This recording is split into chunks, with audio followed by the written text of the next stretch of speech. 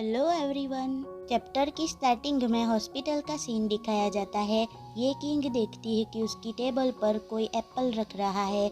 वो सामने देखती है तो वो जेंग शाओ होती है, तो वो उसे देखकर बहुत खुश हो जाती है और जेंग को कहती है, जेंग शाओ फाइनली तुम आ गई। अगर तुम नहीं आती तो मुझे नींद ही नहीं आती। जेंग शाओ कहती है, मेरी न्यू जॉब लगी है तो मैं थोड़ी बिजी हूँ, और अपने मन में सोचती है अच्छी बात है कि मुया अच्छे से सो गई। किंग पूछती है, तुम उन दोनों आदमियों के साथ हमेशा क्यों रहती हो? जेंग कहती है, मैं मिस्टर मू की बेटी की नैनी बनी हूँ। किंग उसे पूछती है, तुम्हें फोर्स तो नहीं किया गया ना? मैंने इन्वेस्टिगेट किया है कि वो लोग बिग कॉरपोरेशन के बॉस है और जो निंग जी युआन है वो अंडरग्राउंड ऑर्गेनाइजेशन का लीडर है। जेंग कहती है, शायद तुम्हें गलतफहमी हो रही है, मैं मुया की नैनी बनूं इस बात से वो तो अनकंफर्टेबल था, और वो ऐसा आदमी नहीं है, मुझे किसी ने फोर्स नहीं किया है, मैंने उनके साथ कॉन्ट्रैक्ट साइन किया है। किंग कहती है, मुझे लगता है कि वो दोनों सबके साथ अच्छे से नहीं रहते हैं, तुम अपना ख्याल रखना, उसे तुम पर प्रेशर मत बनाने देना।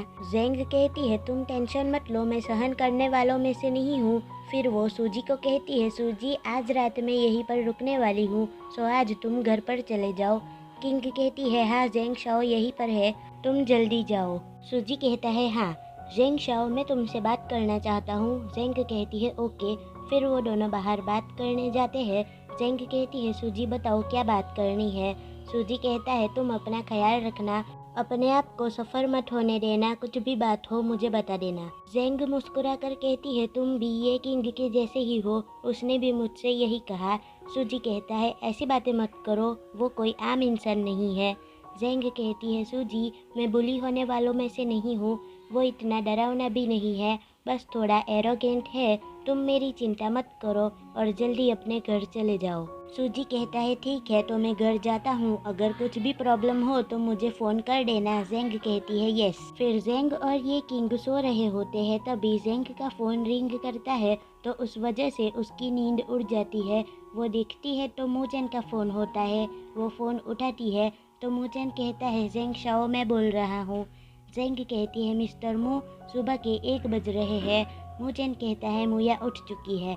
तो जेंग कहती है, आपने शाम को ही तो कहा था कि मुया बहुत अच्छी बच्ची है, जब तक सुबह ना हो जाए तब तक वो उठती नहीं है और बहुत कामली सोती रहती है, वो अचानक ऐसे कैसे उठ गई, और क्या वो रो रही है? मूचेन सामने से कहता है, वो रो रही है। सब कंफ्यूज हो रहे हैं कि वो अचानक से कैसे रोने लगी, कोई उसे शांत नहीं कर पा रहा है। क्या तुम आ सकती हो, क्योंकि वो तुमसे ही शांत होगी। जेंग किंग को देखकर सोचती है, ऑलरेडी मिडनाइट हो चुकी है, इसे यहाँ अकेले छोड़कर जाना अच्छा नहीं रहेगा, लेकिन फिर भी मुया भी बहुत रो रही है, अगर ऐसे ही रोती रहेगी तो उसकी हेल्थ पर असर होगा। फिर मूचेन को कहती है, ओके मैं आ रही हूँ। तो मूचेन कहता है, रुको। जेंग कहती है, अब क्या हुआ? मूचेन कहता है, अभी बहुत रात हो चुकी है, तो तुम बाहर अकेली निकलो और हमारे घर तक अकेले आना तुम्हारे लिए सेफ नहीं है, मैं तुम्हें लेने के लिए आ रहा हूँ। जेंग पूछती है, इसका मतलब आप अभी घर पर नहीं हो? मूचेन कहता है, तुम फर्स्ट फ्लोर की लॉबी में मेरा इंतज़ार करो, वहाँ से मैं तुम्हें पिकअप कर लूँगा, और फ़ोन को कट कर देता है। ये सुनकर जेंग पहले तो कंफ्यूज हो जाती है, फिर हंसती है और फिर सोचती है कि ये थोड़ा इंटरेस्टिंग भी है। तेज़ बारिश हो रही थी। मूचेन जेंग को पिकअप करने के लिए पहुंच जाता है। वो दोनों कार में बैठकर मू फैमिली के हाउस तक जा रहे थे और माहौल थोड़ा ऑकवर्ड हो रहा था। जेंग मूचेन को पूछती है, क्या आप अभी तक बिजी थे? मूचेन कहता है, हाँ। ये सुनकर तो जेंग उस पर भड़क ही जाती है कि मुया आपकी इतनी क्लोज नहीं है, आपने कभी इसके बारे में सोचा भी है? मूचेन उसे कहता है, वो अभी बहुत छोटी है, जब वो बड़ी हो जाएगी तो चेंज हो जाएगी। जेंग कहती है, ऐसा कुछ नहीं होगा, क्योंकि आप उसे कभी टाइम दे ही नहीं पाते हो। मुझे पता है कि आपकी जॉब बहुत बिजी है, लेकिन आपको उसके साथ थोड़ा टाइम और स्पेंड करना चाहिए, नहीं तो उसके और आपके बीच की फीलिंग्स कभी एक साथ नहीं हो पाएगी। और अपने मन में सोचती है, बिल्कुल मेरे और मेरे फादर की तरह। मूचेन कहता है, बिल्कुल नैनी की तरह ना?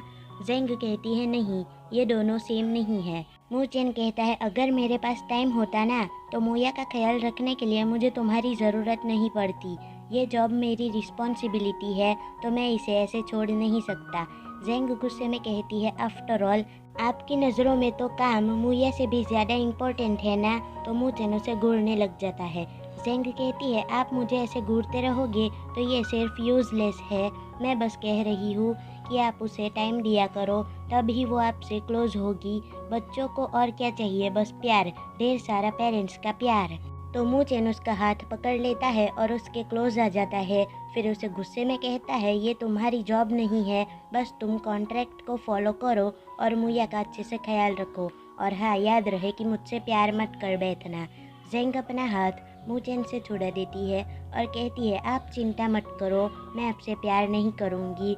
मैं बस ये सब इसलिए कह रही हूँ क्योंकि मुया सिर्फ मुझे ही पसंद करती है। मैं चाहती हूँ कि आप और मुया क्लोज आ जाओ। मैं नहीं चाहती कि मुया सिर्फ मुझे पसंद करती रहे, इस वजह से आप हमेशा जेलस होते रहो। तो मूचेन की तो बोलती ही बंद हो जाती है और वो दोनों शांत हो जाते हैं।